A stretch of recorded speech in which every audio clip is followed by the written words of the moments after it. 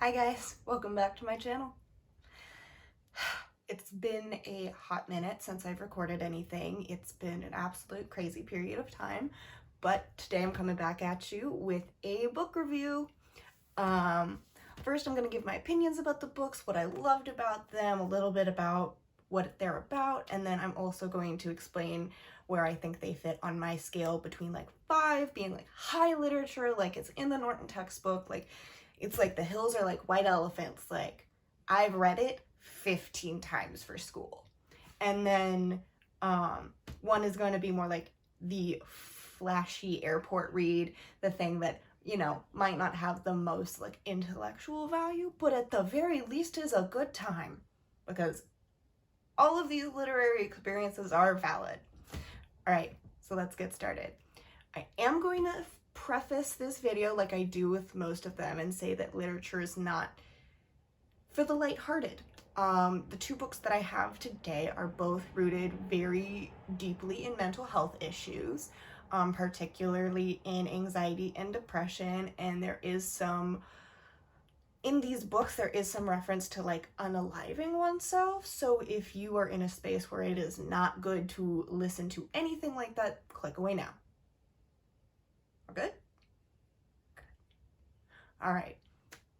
So the two books I have for you today are The Midnight Library by Matt Haig and First We Make the Beast Beautiful by Sarah Wilson. I read these back to back and I did not realize that there's this little mental health literary group who kind of all hang out together or read each other's stuff and like reference each other in their other books. So like Matt Haig references Brene Brown, and Brene Brown mentions Sarah Wilson. Sarah Wilson references both Brene Brown and Matt Haig. I feel like I'm in the best little like group therapy moment when I'm reading their books, because it just feels like I get to be part of their little literary clique, which may not be how anybody else feels, but you know what? I'm an introvert. That's all I really need. So we'll start with Matt Haig. So this is a piece of fiction. It is a gorgeous look at what the multiverse is through the eyes of somebody who's having sort of an existential crisis with fatalism and depression.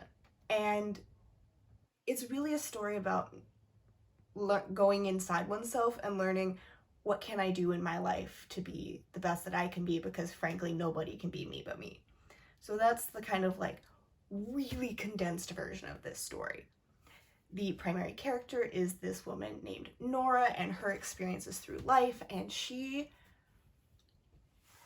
is a gorgeously written character. She's dynamic, she's interesting. I could not tell you what she looked like because that was not the primary point of this story, you know? This was a woman written by a man that I was like, oh, I can really get behind this. I thought the story was incredible. I plowed through it. It's like 300 pages, I think. I plowed through it in 2 days. I loved this book. I did not put it down. Now, for Sierra's like personal, how much do I like it out of 5? Like out of 5, I totally thought it was a 5 out of 5 book. I loved it. 5 stars. Definitely planning on reading it again. And I will say that when I read it, I was in kind of a dark space because, you know, we seem to attract what we are. And so I happened to buy a lot of books about depression and anxiety at a period where I was struggling, but we're good now. And it was beautiful because here's the thing. The way Matt Haig is able to describe depression and somehow show us the hopeful light in that like darkest moment is beautiful. He's like, yeah, it sucks. There's nothing good about depression. There's no saving grace there, truly. But that doesn't mean that because of depression, you're not worth the light you are in this world. And I love that.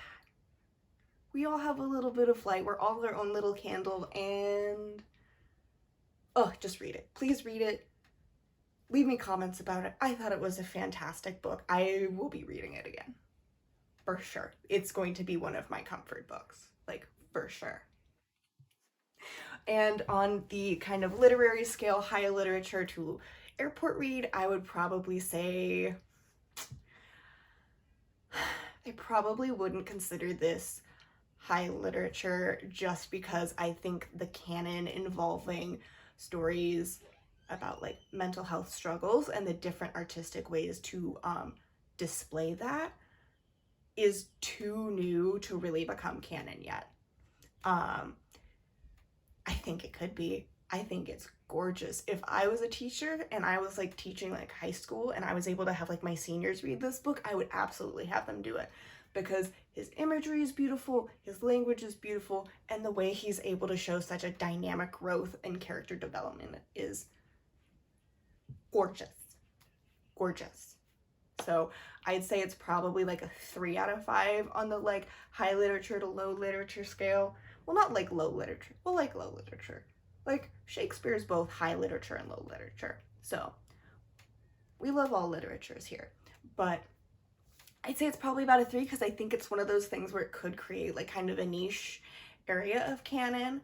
But I also don't necessarily think that it's something you pick up in a library. I thought it was a fantastic book and I thoroughly recommend it. Now for the second book. The second book I have is First We Make the Beast Beautiful. Now, the title alone is incredible, and the long story short there is that to face one's demons, you have to look at them and appreciate them as they are first. She explains it really eloquently in the book, so I'm not going to try to, because why ruin the perfect words? This is this woman's individual struggle with anxiety and her mental health. She goes through this journey and it's a little bit wandering because isn't life? And she's so eloquent and she doesn't make the ugly parts beautiful to just fluff them up. She merely says, yeah, ugly things can be beautiful too. And I think that's incredible. It's like the sunsets in Fire Country. I live in Fire Country. The most beautiful sunsets are the most tragic because they're the ones that are the most vibrant oranges. And they're that color because there's so much smoke in the sky.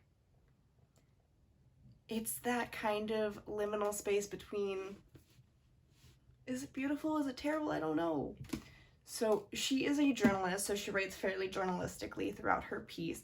But beyond that, she gives us insight and tools to work on our own selves. And one of the biggest lessons I took from this book is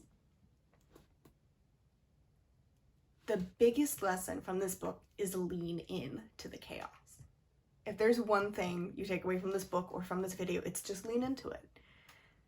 Anxiety is about holding on and taking control over like whatever you can. And like, I'm very used to that, like to the point where it's like, my grip strength is so strong because I physically hold on to things so tightly. And I did not know that was a symptom of anxiety. Either way, besides the point, her whole thing is just let go. Lean into it. You can't control life and you want to know the best moments when you got no control over it. So one of the instances she uses is she's in this airport and they've lost her luggage, they've lost her plane ticket, she doesn't have a passport, and she's just stuck. And she can't control literally anything. And she said, it was the first time I'd felt calm in like months. And it's because when you have no control and you just admit it and you release it, it's out of your control. What do you care if it's out of your control? It'll all work out. And I totally just dropped the book.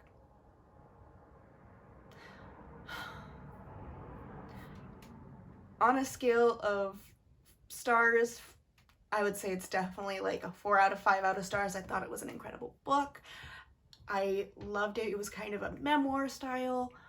I don't often love memoir style books, but this one was incredible and I thoroughly recommend it. And then on the scale of like high literature to like low literature, I'd probably say it's a 2 because I don't think memoirs tend to be things that really become high literature.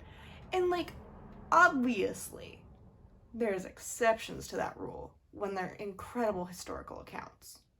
But this isn't like a particularly like historical account. It's this one woman's journey, and I think that intimate nature is kind of like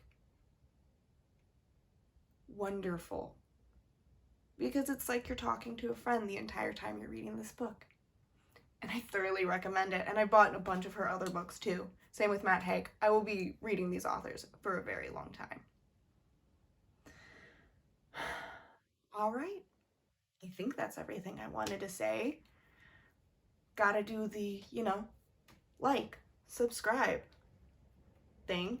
I hope you guys have a lovely day. If you have books that you'd like me to read, please let me know. My reading list is only 800 books long, so therefore I always gotta add to it. Yeah.